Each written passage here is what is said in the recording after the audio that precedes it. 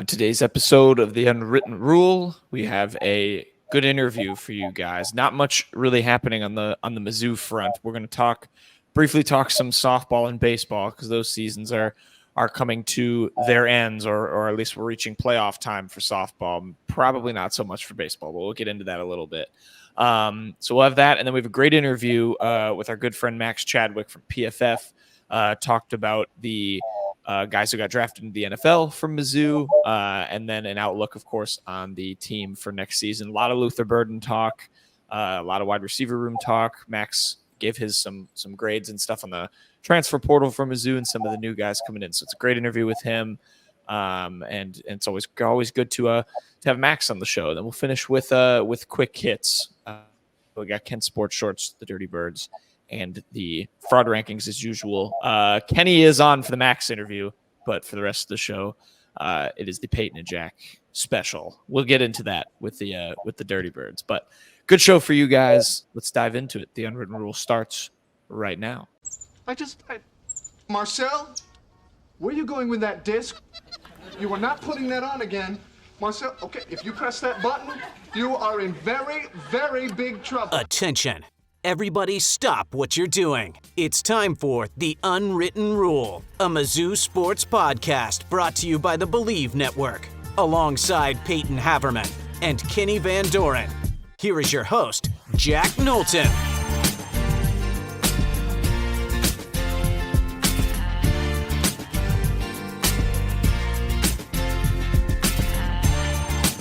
Welcome back to The Unwritten Rule. Today is Monday, May 13th, and Mizzou softball very nearly made history. I guess not very nearly in the sense of the game, considering the championship game in the SEC wasn't super close result-wise. But if you weren't following Mizzou softball, they did make it to the SEC title game, lost to Florida 6-1 in Auburn. They finished the, regular and SEC postseason 43-15, 13-11 in conference. They beat Ole Miss, the 13 seed, and then 4 seed Arkansas and the number 8 seed LSU to reach the final. Unfortunately, lost to Florida, Peyton, but a pretty impressive run in the SEC tournament here. And now, of course, the Tigers await the real season starting, which is, of course, the road to the College World Series and possibly hosting a regional here in the postseason. Well, they're all but assured a regional, I would assume. The question is, will they get one of the top 8 seeds and get a super regional? They definitely put themselves in that conversation, making it to the championship game. If they had beaten Florida, they absolutely would have been able to host a super regional, but wasn't meant to be. It's Mizzou's 3rd loss in the championship game in the SEC tournament. They're getting closer and closer, but just haven't gotten over the hump just yet. But there is a chance here. You see from Brandon Haynes, D1 softball does a softball tournament bracketology. Mizzou right now is projected as the 10 seed. Texas, Oklahoma, Tennessee, Florida, LSU, Oklahoma State, UCLA, Stanford, and Duke are all ahead of the Tigers. Of course, Mizzou has a couple head-to-heads over. They did win the regular season series over Florida. They beat LSU in the tournament. They did get swept by Tennessee. I do know that. But there's certainly a case for them to be in the Super Regional. Otherwise, they're probably going to be one of the first 2 left out. Still a very, very good year. They were picked to finish 11th in the preseason SEC poll, so they blew past those expectations. We'll see where they wind up at, what they wind up getting. But still a very good year for them. Yeah, they had a fantastic season. I mean, Larissa Anderson continues to just be a miracle worker, if you think at times, and then just assemble a good squad. So that'll be fun to watch in the postseason. We'll have Karen from Rock M back on. We'll do a preview of their regional opponents, maybe the super regional opponents. We'll have our eye on Mizzou softball. But yes, so looking like the 10th team at the moment. See if they can maybe leap past. Who is it? Duke and Stanford? Those are 8 and 9 currently, yeah. They don't want Duke and Stanford in there.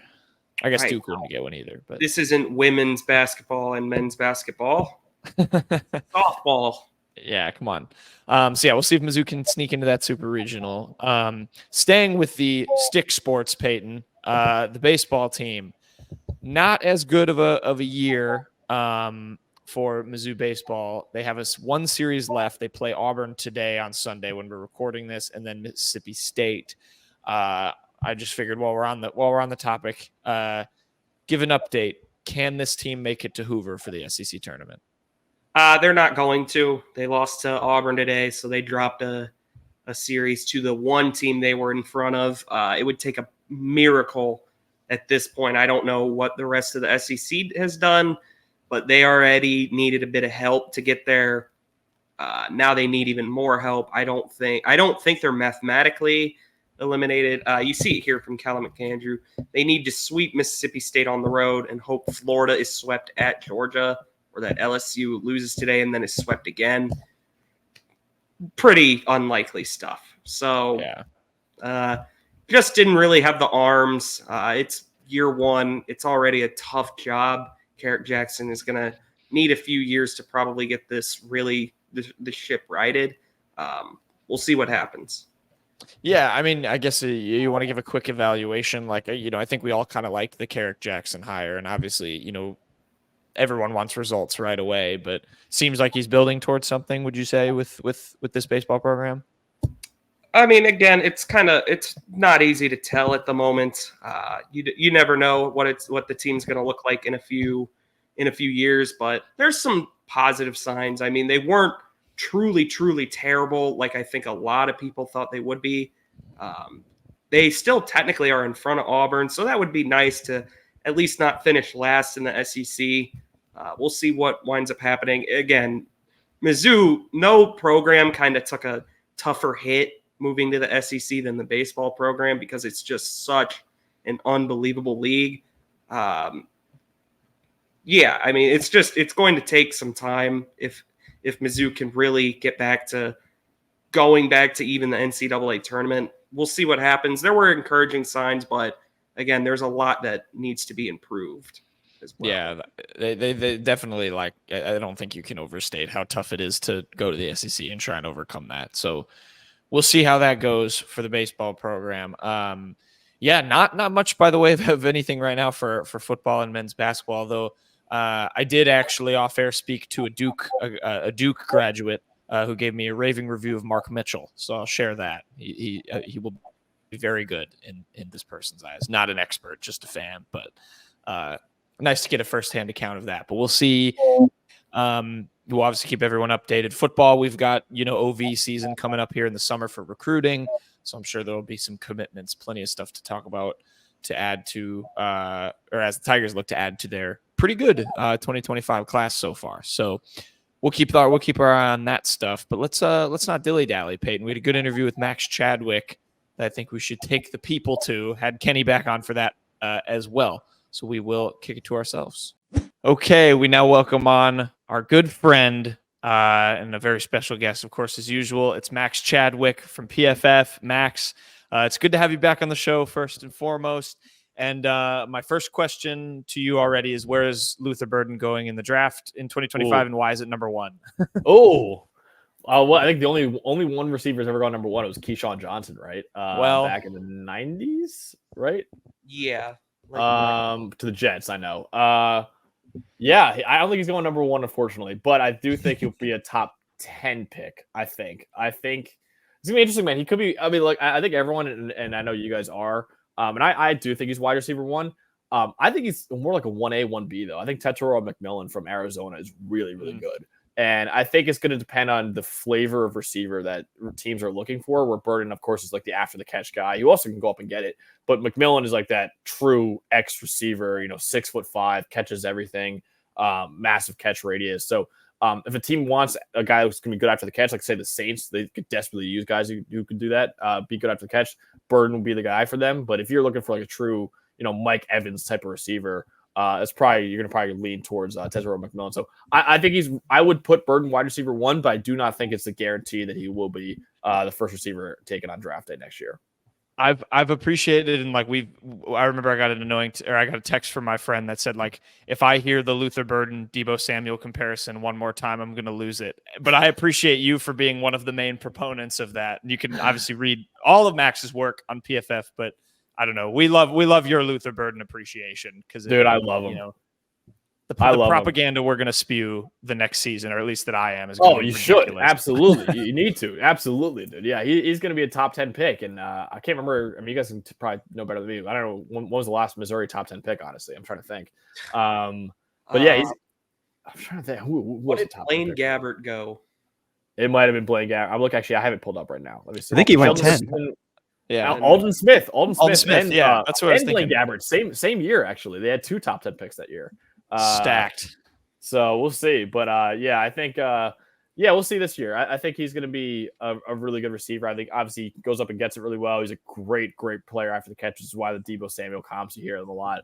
I think route running, there's still a lot of work to be done. I actually don't think a lot of it was his fault, though. I think Missouri just didn't ask him to do that much as a route runner. When I was watching his tape, I was like, there's sometimes where he looks like he's going half speed sometimes. I don't think it's an effort thing. I think it might just be that he's just kind of like thinking too much when he's doing his route running. So I think route running could be cleaned up a little bit, but otherwise, like he's a really damn good receiver prospect. So yeah, I think he'd be right now. I'd say he's probably a top 10 pick in the draft next year. Love to hear it. Only thing I took from that is that you're saying he's going number 1, and I'm going to stick with that for the next 11 months. Yeah, that's all I'm going to stick with, Max. Yeah. Everyone's going to ask me. I'm going to say Max said he was going 1, and that's all I'm going to say. It's a weak quarterback class. It's a weak quarterback class, so I think there's a really, really good chance we get a non-quarterback going number 1 overall next year. And honestly, receiver, you can make an argument. Receiver is probably the second most valuable position after quarterback now in today's NFL. So we'll see. Okay, maybe he would do it. We're gonna make half that a quote card, and when he says, "I think there's a non-quarterback," I'm gonna put in brackets Luther Burden goes number 1, and we'll tweet that. I think the only non-quarterback, Luther Burden III. Yeah. All right, pivoting back, looking back at this recent draft class, 2024 was one of the best for Mizzou in recent memory. A lot of guys going in the first 5 rounds, but I kind of want to start with a guy that probably didn't really get a lot of buzz, a lot of talk after the draft. That's Javon Foster. I mean, dating back to the first time you and I first spoke, Max, like 2 years ago, when it was the 2022 season, Javon Foster looked like he was probably the best part of that offense. And I mean, he was grading out really well, even thought about going to the draft after that season. I mean, what makes Javon Foster such a good offensive tackle? Dude, my co-host Dalton Washman on our show, he also loves Javon Foster. And we both were like, dude, this guy should have been taken higher, honestly. And great pick by Jacksonville, who did not make a lot of good picks, honestly. That draft, I think they had a pretty rough draft. But 4th round, I mean, I love that for Javon Foster. I mean, like you said, 80+ grades in all 3 years as Missouri's starting left tackle. His 88.9 grade since 2021 is 8th among Power 5 tackles, only behind Joe Alt and Talisa Fuanga in the draft class. And obviously Alt and Fuanga were both top 15 picks overall. And he's also one of 11 Power 5 tackles. I'm just pulling up my day 3 notes right now because I'm on the PFF show. So I have a ton of Javon Foster notes, but there's 11 Power 5 tackles since 2021 with 80+ pass blocking and run blocking grades. And 7 of them are Javon Foster, Joe Alt, Talisa Fuanga, Charles Cross, Peter Skoronski, Evan Neal, and DeJuan Jones. Those are all starting NFL tackles right now, or Skoronski at least is a starting guard right now. So I like him a lot, man. He's got good arm length. He's got good strength. Really experienced players, knows how to win. He's got good technique, obviously. His balance can be an issue sometimes because he's kind of plays with a narrow base. He's also not very flexible. But I think he's an explosive athlete. I think he's an above average athlete. I thought he should have been maybe a day 2 pick, with how productive he's been at Missouri. So getting him in the 4th round, I think was a really good steal. So I think he's a good backup tackle right now for Jacksonville. And I think he's got the upside to be a starter long-term for them if they need him to. And then looking at the rest of Mizzou's class, Darius Robinson to the Cardinals in round 1, Ennis Rakestraw to the Lions in round 2, Tyron Hopper to the Packers in round 3, Abrams Drain to the Broncos in round 5, and Carley's to the Colts in round 5. What maybe was your favorite, maybe your favorite fit out of those, or maybe just who you thought was possibly the best pick out of that group? Yeah, I'm going to admit I'm not the biggest fan of Darius Robinson. I would have taken him more in the 2nd round. So I didn't love 27th overall for him. So out of the other guys, though, I really like Chris Abrams-Drain. I think he's a talented corner. He's a guy that I really did like his tape. The problem with Abrams Drain is he's not a great athlete, and that's why I think he went so low in the drafts, because he's got great tape, but when you test out as a below a 47th percentile athlete in the relative athleticism score, it's just not going to be great. So not a great athlete, but he's got a great anticipation. He's a good zone corner as well. And then Ennis Rakestraw is probably the better prospect out of the two of them. And I think that's why, you saw him as one of the top guys, and using really good zone corner as well. So the Lions run kind of a even amount of man in zone coverage. So it's going to be an interesting fit how he fits there. But he's the kind of guy that I think Dan Campbell's going to love, because he sticks his nose in the run game. Like I said, he's a great zone corner, great anticipation, great at reading quarterback's eyes. I like Ennis Rakestraw a lot too. So I think those two, Abrams Drain, the two corners from Missouri, Abrams Drain and Rakestraw, I thought were two guys that I really liked in the draft. And I thought pretty good values for both of them, honestly. I think my favorite was Rakestraw to the Lions. We have a theory that I don't think he's taken his hat off since he's gotten drafted. Love that. Every picture he posted, all that stuff is that. And yeah, he kind of seems like the Dan Campbell sort of football guy. He's pretty hard nosed. He plays. He should have fit in there well. And they beefed up their corner room too with him and Terry and Arnold. They got both those guys as rookies. So that should be a fun room. Maybe any of these guys in the later rounds, Max, whether it's a guy like Tyron Hopper. Maybe a Jalen Carley's, if you have any notes on them in the later rounds. I know Peyton was pretty upset because Tyron Hopper's going to his rival Packers, but any thoughts on the rest of those guys, or even I know UDFA's too. The headliner, at least in my opinion, being Harrison Mevis to the Panthers. Right. Harrison Mevis, big leg Harry. I love him, man. I thought I like him obviously. Hopper was a little overdrafted in my opinion. I did not anticipate him going in the third round, so I thought that was a little bit high, but he's a really good player in coverage, at least. Problem was he did not look comfortable in coverage this past year. He kind of plays out of control. That's really the way to describe him, is that his play speed is so fast, which is great, because sometimes he's always hustling out there. He's always trying to look for the big hit and all that. But the problem with that is that he's out of control when he plays that fast. The coverage grade this past year was 39.6. The year before was 78.6. So basically cut in half for what it was the year before. Average speed, which is why I think he plays so fast, because he knows he's not, a great athlete. He's an above average athlete, but he's got average speed. So he knows, okay, I'm going to play a little faster. Problem with him, he actually is one of the worst, actually probably the worst tackler in the class, which is why I think the play speed, he's got to slow down a little bit, because he has over the last 2 years has a 20% missed tackle rate, which is the worst in college football. So he really needs to play a lot slower and just play more under control, or at least, play more under control. I'm not going to say slower, but, he goes out for every play to make up for his above average athleticism, which is a blessing and a curse, I think. Obviously he's got some great highlights, but again, he's really out of control as well. So I think he's got to rein it in more, but again, I thought he was a little overdrafted in the third round, so that clearly means the Packers have an idea that they're going to, be playing this guy pretty soon with him and Edgerrin Cooper, who they also drafted another linebacker at A&M. So a little overdrafted. If you could slow his play style down enough, I think he could be a productive player. But like I said, he's a little too out of control for my liking right now, at least. Yeah.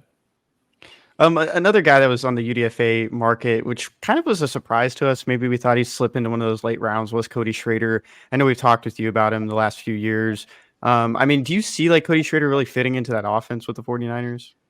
Yeah, I think he could. I like Cody Schrader, actually. The problem with him is that he's just not a good athlete at all, really, right now. He tested out, I think, as a 23rd percentile athlete. The problem, the reason why he's been productive and why he, started out going D2 and then walking on at Missouri and then becoming one of the best running backs in the country with like 1,600 yards this past year, it's because his effort is unbelievable. So I just think he's a guy that has a mentality that the coaches are going to fall in love with. So I think he'd be a special teams contributor in the NFL. I don't think he'll ever really be too much of a part of a backfield too much, even though he was a great player in college. He's a willing pass protector, though. Like I said, he plays with a very, very high effort that coaches are going to fall in love with. And that honestly is very critical when you're trying to make a roster being an undrafted free agent. You want to show that hey, I'm going all out every single play. I'll do everything I can on special teams, on everything. So I can see him sticking to a roster just because of that effort. But yeah, the problem with him is that he's a well below average athlete right now. So he doesn't have good size, doesn't have great speed, doesn't have great explosiveness or agility. You could kind of see why he was so lightly recruited coming out of high school and why he's only a D2 player. But like I said, he's overcome that before and become a really productive player in the SEC. So maybe he could do it in the NFL too. But I just don't anticipate him being too much a part of the 49ers backfield right now. And pivoting off maybe the past year of Tigers and moving on to this year. I mean, Missouri, obviously, I think blew everyone's expectations out of the water. It's safe to say, going 11-2, finishing top 10. They're a pretty trendy pick to be a top 10 team going into next season. I'm curious what your overarching thoughts are on Missouri going into the year before we maybe dive into more of the nitty-gritty of the roster. Yeah, I think they're probably a top 10-ish team. I got to see where I put them in my last ranking I did for PFF. But I'm pretty sure I had them top 10. I'm not just because I'm friends with you guys, because I think they're actually that good of a team, honestly. I think they brought back a lot. I mean, it really is the key to the team was they brought back some. Now the problem is the secondary, and they obviously lost a lot of key pieces in that secondary. But you got Toriano Pride coming in from Clemson, who I like a lot. I think from Clemson. He's a really talented player. And then on offense, I mean, you brought back your top 5 receivers from last year, I'm pretty sure, or something like that. I mean, you bring back Theo Weiss, you bring back obviously the best receiver in the country, and Luther Burden. Mookie Cooper's back. Marquise Johnson, I think, has a lot of potential. I think he's a guy that could really take the top off of defense. Let's go. I'm a big fan of Marquise Johnson, and in fact, my co-host Dalton Wassman, he's an even bigger fan. We were talking about what are the best receiving duos in the country, and I was like, Oregon with Evan Stewart and Tez Johnson. He's like, I think Burden and Marquise Johnson. And I'm like, dude, Marquise Johnson might not even start for Missouri. He's like, oh, dude, I'm telling you, he's gonna break out this year. So he's very, very high on Marquise Johnson. I don't think he will start because I think he obviously got Weiss and Cooper there as well, but he'll probably be that number 4 receiver for them and be really good. And then obviously Brady Cook is back as well, who really improved. I remember when I came on this podcast before the season last year, we were talking about, is Brady Cook going to lose his job? And it's pretty funny looking back on that now. Now he's probably a top 10 quarterback in the country, in my opinion. So I like what they did a lot. I mean, Caden Green, getting him in the portal was huge. Probably going to play left tackle for them now to replace Javon Foster. Yeah, I like Marcus Carroll, the running back they brought in to replace Cody Schrader. Obviously got the one of the top 5 recruits in the country in Williams Waneri at edge defender now. Yeah, I think Missouri and critical. They brought back Kirby Moore, who I thought could have been a head coaching candidate, and he probably will be next year. He's coming back for another year as the offensive coordinator as well. So yeah, they brought back so much. It's hard not to see Missouri as a top 10 team right now. Yeah, I mean, I think that's a good overarching evaluation. That was music to my ears on the Marquise Johnson. I've been Kenny and Peyton, and anyone who listens to the show knows I'm a huge Marquise Johnson fan. I fell in love with his play last year. He's going to be fun for a number of years. You mentioned a couple of the transfer additions, guys like Caden Green, Toriano Pride. They got Marcus Carroll, Nate Noel, of course, from App State. Even a couple of other guys, Marcus Bryant from SMU. Of course, Drew Pine, bringing him in to be the backup quarterback. Who from those, if you're looking at the roster, looking at the new additions, is maybe your favorite, maybe someone either underrated. Dara Smith is another one from Georgia, who I think we're thinking he's going to have a big year. Who do you like from maybe that group, from what you saw from them elsewhere, that could maybe have a big impact or maybe an underrated impact next season? I like Marcus Carroll. I think he's a good player. I think, obviously he was a solid player at Georgia State, so obviously going from Georgia State to Missouri is a big jump. But I do think he's going to be a guy that could contribute and probably be the number 1 running back, honestly, for Missouri this upcoming year. Toriano Pride, he's a guy that was really highly rated recruit coming out of high school, has done pretty well at Clemson, when he's given the opportunity. So I'm excited to see what he could do in more of like a full-time role this upcoming year. I think that there's a few guys I think are going to start. I like Caden Green. I think, like I said, would be the starting left tackle. He looked pretty impressive at left guard for Oklahoma last year. Now he's moving out to tackle, so we'll see how that goes. But I think he's a really talented player. I think Chris McClellan might be a starter at D tackle as well. One of the transfers they brought in. So yeah, Missouri's got a few guys I think will be probably starting that weren't last year. They're coming in from the transfer portal. And of course, I think Waneri is probably going to be a guy too that's probably going to see immediate playing time, considering how highly rated of a recruit he was too. So I think there's a few guys that are going to make pretty big impacts in Missouri. And like I said, they bring back a lot, which is great. But they also bring in some really talented players from the portal that I was a big fan of as well. Backtracking to what you mentioned about Brady Cook, because when you mentioned that, I thought you were going to bring up something else that we talked about preseason last year. And I asked you as a joke, I was like, where does he kind of, fall on like the Heisman watch list? Where's Brady Cook going to be this year? I just threw it out there as a joke. Ended up having his best year and then won the Cotton Bowl. Where do you kind of rank him though, going into the SEC this year? There's 16 teams now. I mean, how many quarterbacks are better than Brady Cook? Oh, good question. SEC or in general, you think? Or you SEC. asking? Okay, SEC. Okay, let me find my quarterback list. What did I exactly say? Carson Beck for sure. He's the best quarterback in the country, in my opinion. I would say Jalen Moreau. I would say Quinn Ewers, Jackson Dart, and is that it? Yeah, that is it. So yeah, those are the other ones. So what is that? It's 4. 4, 2. Four in We have front of Moreau 2, Yeah. 3, 4. Yeah, 4. So he's the 5th best quarterback in the SEC, in my opinion. So yeah, I think Brady Cook's 5th best and top 10 in the country too, which sounds a lot better than 5th best in the SEC. So yeah, I think he's a really talented player, man. He really got a lot better. It was kind of amazing to see how much better he got. He kept the ball out of harm's way more, which is critical. He also increases big time throws too, which is huge. So I like him a lot, and I think he's a great runner as well for the quarterback position. I think that's a really underrated part of his game. So yeah, I think he's probably definitely top 5 quarterback in the SEC, and I think he's a top 10 quarterback in the country as well. Spinning off that real quick, when you talked about this next draft class, maybe not really loaded with any good quarterbacks, just college football in 2024. Does it feel like just quarterbacks in general, just not many real studs? Yeah, that's the issue with college football right now, is that it's not. Obviously you get 6 first-round quarterbacks, 6 top 12 picks at quarterback. You're going to lose some pretty serious talent. So it makes sense. But, yeah, it's a lot of the problem with college football right now is that there's a lot of new names. So, like, going into the year, there really isn't like a Caleb Williams or a Drake May like we knew about. Mm-hmm. Carson Beck's still really good, I think. But, like, he would have been, if he declared, which he could have, he would have been more in, like, the J.J. McCarthy range, in my opinion, than in the top 3 range. So, there's some guys that I'm really excited that are going to be new starters this year, like Nico Iamaleava from Tennessee. I think could be a really, really fun guy. He could be really huge sophomore year. But, yeah, right now there's just not a lot of superstars at quarterback in college football. A lot of really, really good ones, but there isn't a Caleb Williams or Drake May like we knew about. That's why I think 2025, I think it's a really good chance we get a non-quarterback that goes number 1 overall, honestly. Did you just nail that pronunciation too for Nico? I don't think I did. I have to learn it. I'm pretty sure it's Iamaleava or something like that. I think it's how you say it. You said it very confident, and I was like, "Wow!" If he put that to memory, that's how you got to already, do it. respect. That's how you got to do it. You got to say it confidently, even though you're dead wrong. It got me. I think it's Iamaleava. I think I got to learn it. I got to learn. We'll all learn. I've listened to it. Like I've tried listening to it over and over, and I tried practicing it, and I still mess it up every time. So, he certainly every kid deserves to get their name right, but he, of course, will be he might be QB1 in 2026, honestly. So I'm sure everyone's gonna have to learn that name pretty soon. Yeah. And flipping back to the other side of the ball, I know you mentioned like right off the bat when I asked about the roster for Mizzou, you said the secondary would kind of be a problem because they lost so many guys. They lost their top 2 corners, obviously. You mentioned they brought in Toriano Pride. That was a very big addition. I think everyone agrees that was probably that he's going to come in and be a bona fide starter. Outside of that, it's a lot of question marks, though.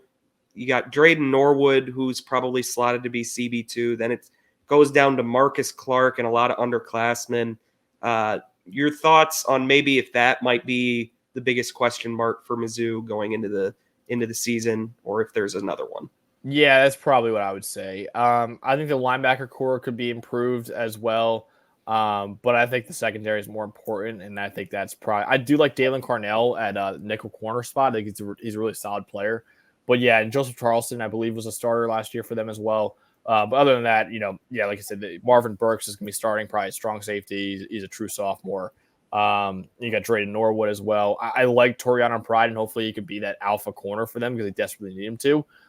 So they got players that I'm like and are curious about, but it's certainly not one of the strengths of the team like it was last year when you had Ennis Rickshaw Jr. and Chris Abrams-Drain, who both were 2 of the top corners in the SEC and probably 2 of the top 20 to 25 corners in the country too.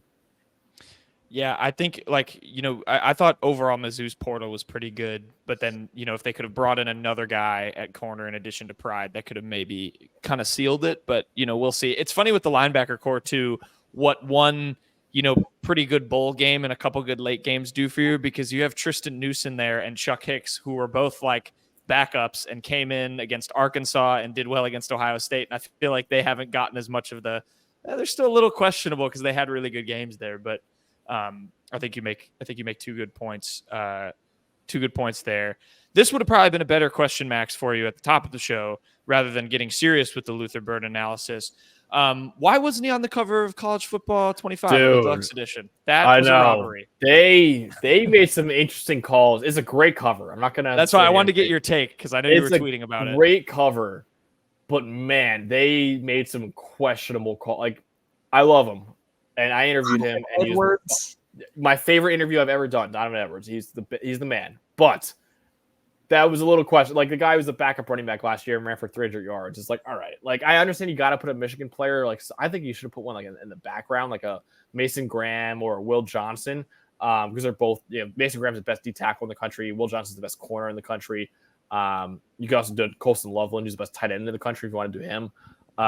But yeah, Donovan Edwards, he might actually be the biggest name for Michigan, besides maybe Will Johnson's probably a bigger name. But so it's kind of understandable. I thought Ollie Gordon not being on it at all was a crime. He might be the best player in college football, period, right now. So, and you think about it, like, of all the positions last year, the only position that returns, who was the best player in the country was running back. I think every other position, the best player at that position last year went on to the NFL draft. So running back's the only one that returned the best player, and Ollie Gordon wasn't on the cover, which I think is a crime after winning the Doak Walker Award last year. So Travis Hunter made sense. Quinn Ewers makes sense as a big name, but I probably would have put Carson Beck on the front, who was in the background. But I would probably put him on the front rather than Quinn Ewers. I think he deserves it more. But the Donovan Edwards in the middle was a pretty wild call by EA. I love him, and we had a great interview, so I'm not gonna hate on it too much. But there were certainly other guys, and I wish Luther Burden was on there somewhere. I wish Ollie Gordon was on there somewhere. It sucks for some of those guys, but still a great cover. But I do think they missed out on a couple players I definitely would put on there. Well, I think too they're going to be other covers, right? I think they didn't they. I they thought someone said that someone. Okay, so maybe you get that would be one. Cool. Yeah, that'd be cool. You get a second one. I hope they do some sort of like, I don't know if they'll do this just because it probably takes a lot of work, but if they could do like custom ones for teams or something, or like that conferences, that would be fun. But also just your overall hype. I know the three of us are excited to play the game. I'm sure you are. You're planning on jumping on as well. Dynasty mode. I'm gonna be locked in my apartment for weeks at a time, probably playing it. It's gonna be bad. It's gonna be from July until the season starts, and even probably during the season, I'll be playing it endlessly. Delivering Rice back-to-back national championships is what I'm planning on doing. So okay, I'm pumped, man. I'm pumped. I can't wait to. I tell my brother this. I was like, I can't wait to win, do the Road to Glory mode, win 3 Heisman trophies, win 3 national championships. Everyone thinks I'm going to declare for the NFL draft. I do the Vince Carter meme. I got one more in me. I come back for my senior year after winning 3 Heismans and 3 national championships. So, I'm excited. I'm excited for everything, man. It's one of my favorite games to play as a kid, and now it's finally coming back. And it's probably the most anticipated sports game of all time. Probably not the most anticipated video game, because I'm sure whenever GTA 6 finally drops, that'll be it. But sports game, I can't imagine another one that's as anticipated as this, because every sports game comes out every year, so it's you can't really anticipate it too much. This one is taking a decade, and people love it. So I think it's probably the most anticipated sports game of all time. Yeah. Kind of makes me think of doing those different covers, like 2K16, I think it was, when there was 3 different athletes, 3 different basketball players you get on there. They should do that for the first time back. Give people an opportunity to search for that, and you'll still see people that try to buy all 3 because they want all 3 covers. I thought what I would have done if I was them. First of all, the regular edition, I don't think he would agree to it, so you probably can't do it. But I would have done a Nick Saban cover. I think that would have been cool, honoring the GOAT, whatever. The deluxe edition, which is one they revealed, I would have done every Heisman winner since the game stopped coming out. So kind of honor, all the guys that missed out on having the game. I think that would have been a really, really, really cool cover, is to have every single Heisman winner since 2013, 2014, whenever the game stopped coming out. I think that would have been really cool to have all those guys on the cover. That's probably what I would have done, as kind of a nod, because this cover that we have this year is it's as if we've had this game for since forever. It's not it's a comeback game. I think you should have had a cover kind of honoring, hey, we understand we've been gone for 10 years. Let's honor the last decade of college football, basically. I think that would have been cool, but I like the cover a lot. I'm not going to hate it on it. I like that it's more than just 3 players like we were rumored to have. I think it's cool to have all those guys in the background. But there's definitely some changes I would have made if I was in charge of it. you talk about development a lot. You talk about, football players, getting better throughout the years. Max, I've noticed, knowing you for 2 years now, your fashion has taken a step up. I don't know if you've noticed this too. Every time I see a video of you, you've got something cool new on. You had a turtleneck recently. You got the chain on right now. You had the leather jacket at one point. I mean, when did you take this turn? And I mean, what's next? Dude, good question. I thank you for noticing. I really have tried recently. I don't know. I think I just saw some clips of me that's wearing like a t-shirt and stuff, and I was like, dude, you look like a slob. So I've tried going to the mall. I've tried picking out some new clothes. I have been trying, man. I've been trying. Thank you for noticing. It doesn't mean the world that you said that. But yeah, man, I'm trying to like grow out the hair a little bit, just try something else new. I'm trying to lose some weight, everything, man. I'm trying to do. That's why the fast food draft, unfortunately, I wouldn't be as well versed as I would be in the past when we did it. I still, every now and then, of course, I still have to get smash burger whenever I can. Yeah. But otherwise, yeah, I am trying to up my game a little bit, man, because I saw myself before, and I've watched clips. Like, dude, you look awful. You gotta set this up. So yeah, kind of a turning point in my life, I think, a little quarter life crisis, if you want to call it that way. Yeah, I'm glad that question landed, because I was like, in the back of my mind, I kept going back and forth. He was either going to say like, "What are you talking about?" Like, this is how I always dress. No, dude, I've been trying some stuff out. Good. I've got people told me I look like The Rock when I have the turtleneck on with the chain on it. Oh yeah. I've made some bad calls. Don't get me wrong. There's been some times where I've tried it out and just didn't hit as well as I wanted it to. But I was pissed. The draft show this year, when I was on it, I had this like shirt. I went to the mall. I don't have a car anymore, so I had to Uber to the mall. I bought this shirt that I really liked. I was wearing it. And then we had Homage, the shirt company, was sponsoring our show, and they wanted us to wear the T-shirts. So on the day 3, I had to wear one of their T-shirts, which I'm very grateful for. They sent us these T-shirts. But I was like, dude, I was going to look so awesome on this draft show. I was so pissed. So, yeah, no, I've been trying. I've been trying to do stuff, man. I've been trying to up my game a little bit. So, is Meatball Guy dead and get buried then? You mentioned no, never, dude. I will never. I retire from McDonald's a little bit. I will never retire from being Meatball Guy. Whenever I don't get Subway as often anymore, but if I can get Subway, I will always get the meatball sub. So yeah, I haven't been to the one where they called me Meatball Guy forever because I was in Syracuse. But yeah, I still hold the title of Meatball Guy, I think. And I mean, you kind of mentioned it there. I think you said Rice. Is there a team you're going to pick up in dynasty mode on NCAA? I think Rice would be good.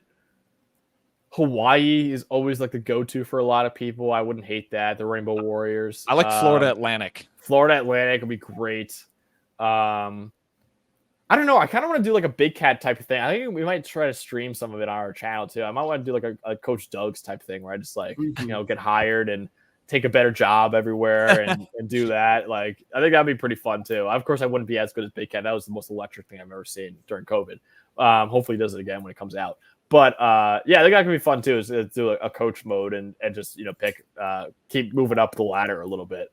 And then maybe after I've won like every national title in a row, maybe I'll go back down to like Toledo or something like that and build a dynasty there. It's like my last hurrah, basically.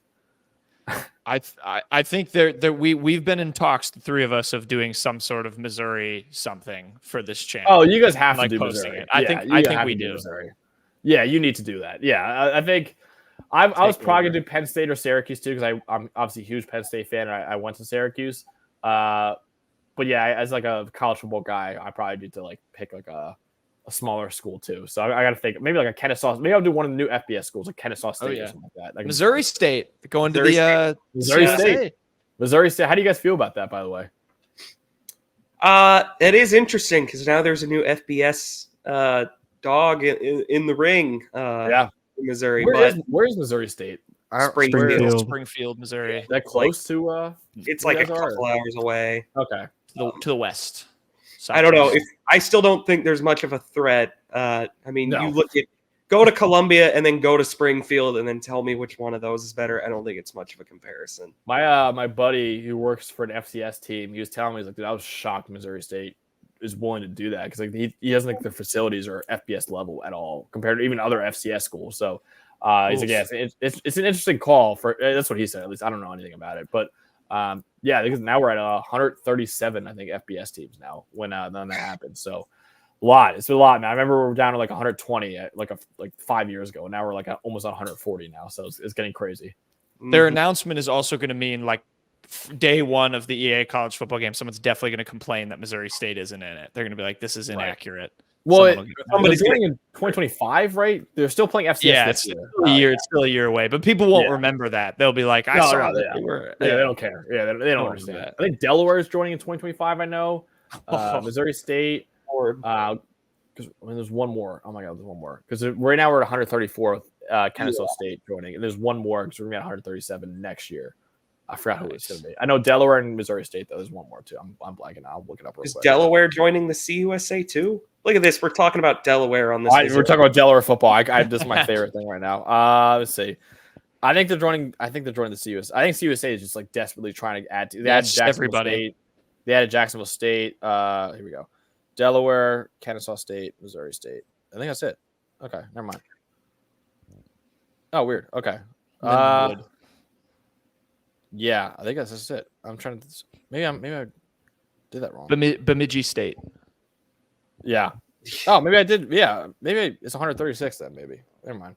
Or no, it is 137 because I counted it wrong. No, it's 134 next year and then 3 more. And then 37, 3 more. We got it right. My last. I have another NFL draft question. I just want your thoughts. Whatever. I don't really care what you think of him on the field. How do you evaluate Xavier Legette's accent? Because I think it's my favorite thing ever.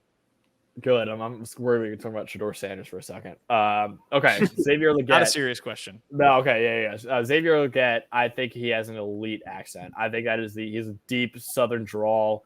One of the deepest voices I've ever heard, dude. I am a huge fan of that. I think this is an elite personality class that we have coming in. I think Keon Coleman is one of the all-time personalities that we're getting in the NFL right now. He's going to be elite. I think a Keon Coleman, you want a long shot rookie of the year bet. I think Keon Coleman might be worth it because 1, he's going to be Josh Allen's number 1 receiver probably. And 2, he's going to go viral every week for his press conference quotes, and media who votes on this award are going to love this guy. So I think a Keon Coleman offensive rookie of the year, long shot bet on the worst thing in the world to bet on.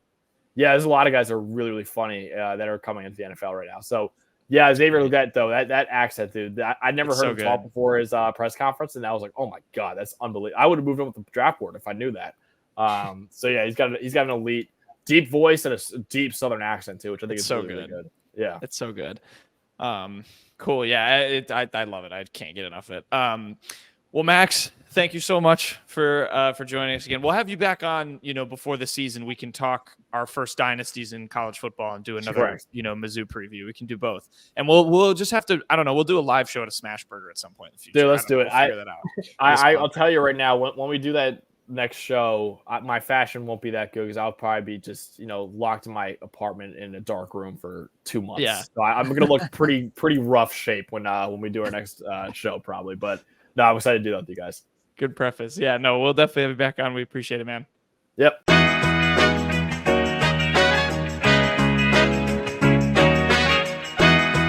Okay, quick hits time. It's back to just Peyton and I for the rest of the show, but we will talk about Kenny in a second. But first, we do have the Ken Sports Shorts. He's not here. He didn't leave me with a prompt, so I'm going to give you one, Peyton, as a Jack Sports Shorts to fill in the gap. We've definitely done this before. I got very lazy, but we're recording this on Sunday. The NBA draft lottery just happened a couple hours ago. We have more draft lottery stuff that we're going to talk about. It was very interesting. But that made me think, Peyton, I want you to try and name Missouri players who have been drafted. We'll go back starting from last year and go down. Just see how many you can name in a row. I will give you the year if you would like, and you can just see how far you can get, how far back you can go. How's that sound? Drafted? Just drafted. Not the lottery, just drafted. I can probably do that. I remember there was a name that I should have known, and I'm blanking on it again on one of the 12, 13 teams. Do you want me to tell you the year off the bat? Yeah, just tell me the year right away. All right, 2023. Kobe Brown. Correct. 2018. Michael Porter Jr. Correct. All right, back 4 more years, 2014. See, now there's a few guys that could have. Yep. This is all where they get lumped together. I'm going to say Kim English. No. Jordan Clarkson. Correct. 2013. Kim English. No. This is, I believe, the name you. He was good. He was a good player. And I don't remember. He was like a transfer, wasn't he? He was a transfer. He was the 57th pick overall, second rounder good. for the Phoenix Suns. His name. Oh, and he was traded actually on draft night to the. I'm never gonna think of his name. What is it? It is Alex. Alex Orakai. Yeah, Orakai. Yep. I remember this. He was at UConn, transferred to Mizzou. He's 2012. a good player. 2012, there were two guys. Phil Prezi. Nope. Kim English. Yep. Okay, 2012. Who else was in those? Barnett didn't get drafted. Nope. Or Barnes, Denman. I don't think Denman got drafted. Was it Denman?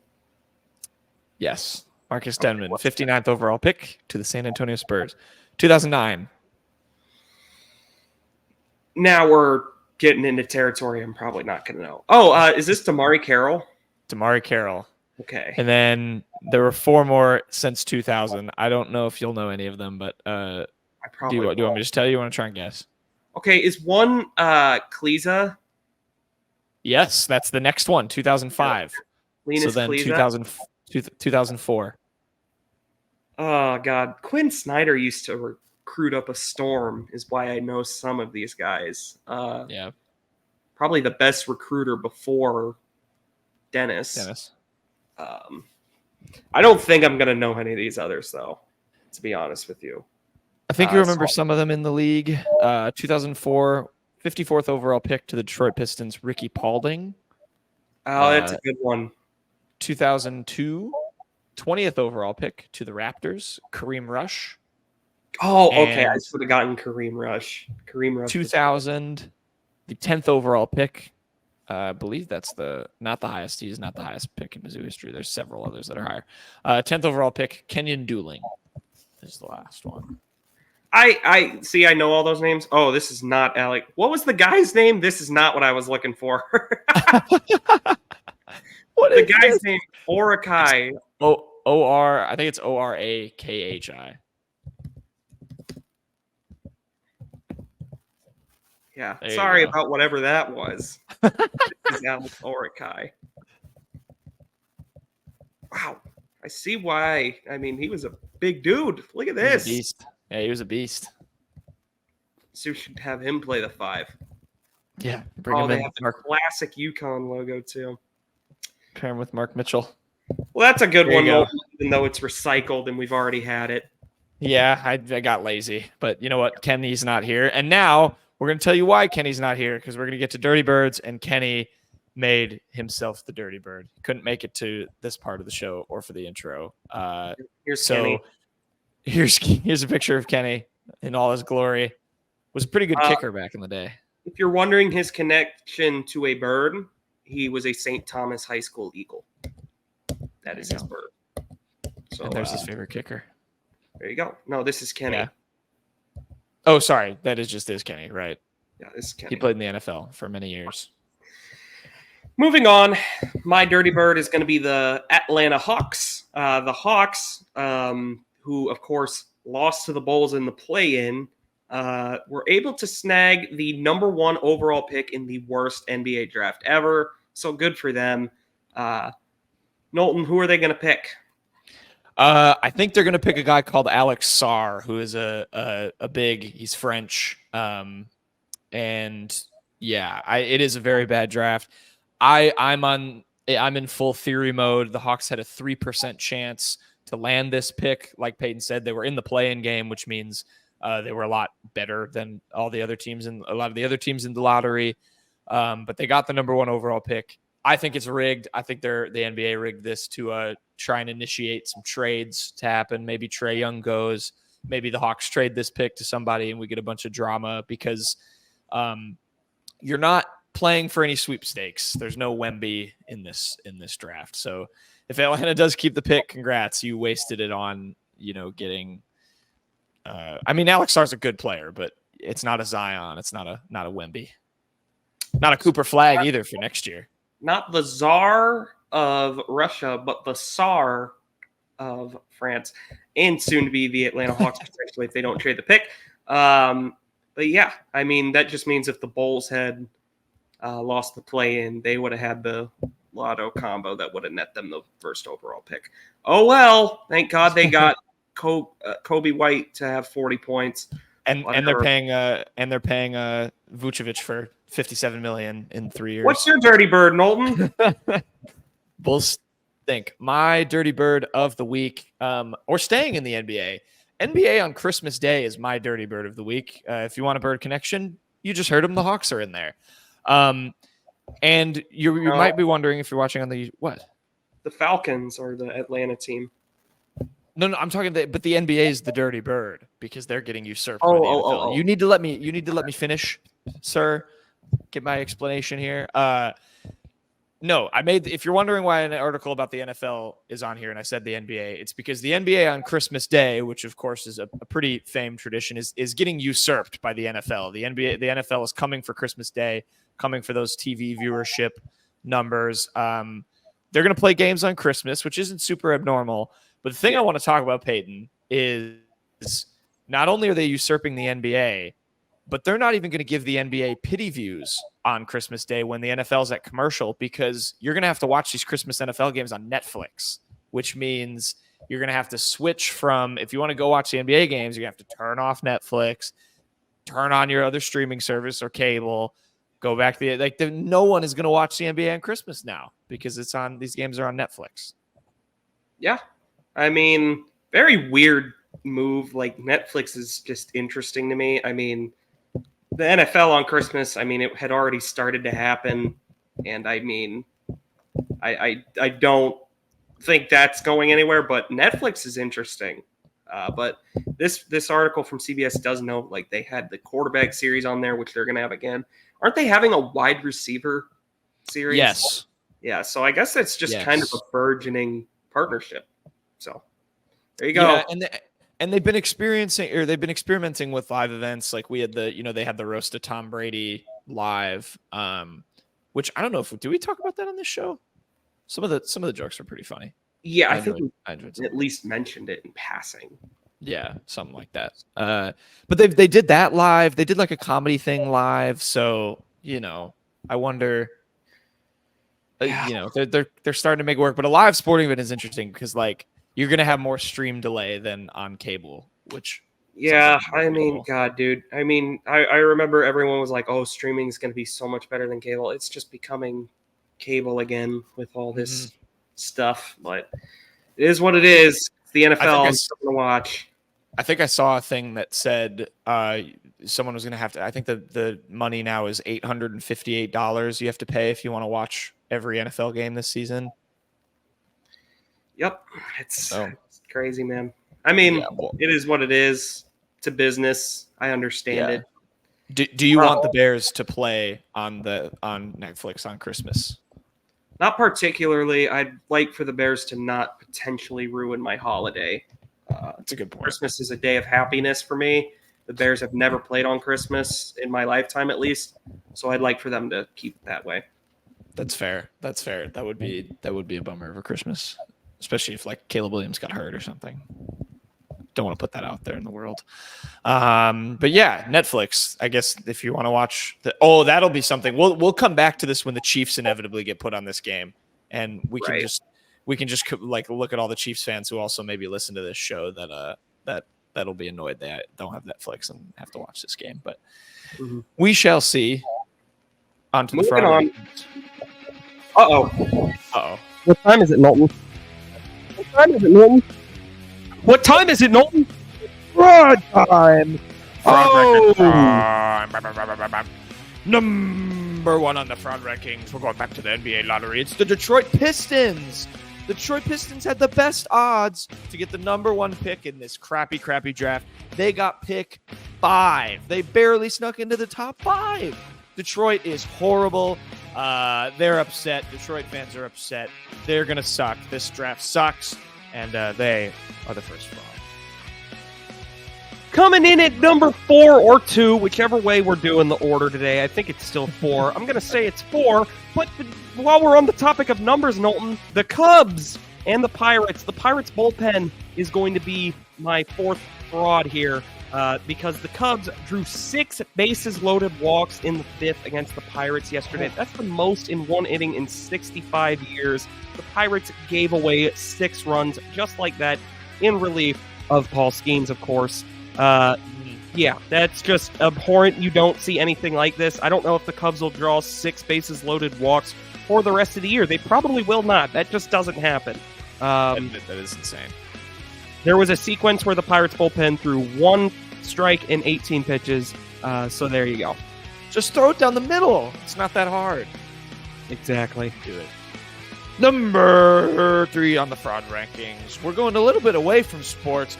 It's Quick Trip. The popular gas station is number 3 on the fraud rankings because apparently Quick Trip hates Mizzou. They tweeted a tweet. I'll read it. Since 1970, Oklahoma has lost to Missouri 4 times by a combined 35 points. It took 36 games and 50 years to reach a blowout between Mizzou and Oklahoma in football. Quick Trip tweeted that. They're getting involved in beef. There was a boycott Quick Trip movement, and I support it. On Power Mizzou. The better Quick Trip is the Quick Trip with a K. Real ones know that. They talked about Wesley Stokes. It got real deep. Real deep. Ah! There you see my beach background going back to the next fraud. Number 2 on the fraud rankings. We're going back to football. It's Missouri State. The Bears accepted an invite. They're joining the FBS. They're gonna be 2 FBS teams. We talked about this with Max a little bit, but I just want to read Missouri State's records in the last 5 years: 4-7, 5-6, 8-4 in 2021, actually pretty good, and 5-5 in 2020. We have to restart the music because we're taking too long. 1-10 in 2019. The Bears weren't even a good FCS team, and now they think they can jump to the CUSA. You know what? If you're going to be the D1 team in Missouri, you're going to be treated like another FBS team in Missouri. The Bears suck. The Tigers. Yeah. Don't supreme even try and power. come recruit on our turf. It ain't happening. CUSA is just taking fraud everyone. SA. I mean, they're taking Delaware as well. Pretty interesting, just the dynamic of what college sports is becoming with conference realignment. But moving on, the final fraud, number 5. It's not this press conference, believe it or not. I just have it up for a funny reason. You can read the caption for yourself and watch Luka's press conference.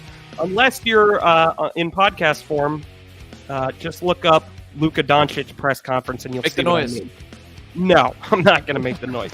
The fraud is actually the Oklahoma City Thunder. They're the number 1 seed, and they're currently down 2-1 to the Mavericks in this series. And if, for those that don't know, after Game 2, Luka was interrupted by some very strange noises in his post-game press conference that kind of got him and the rest of the reporters crack up. Luka's arm is also scratched up. I hope he got a few free throws out of that. But yeah, the Oklahoma City Thunder, they're my number 5. They're down 2-1. And there are your fraud rankings. Yeah, I had something else I was going to say with Missouri State. Oh, no, I saw a stat today.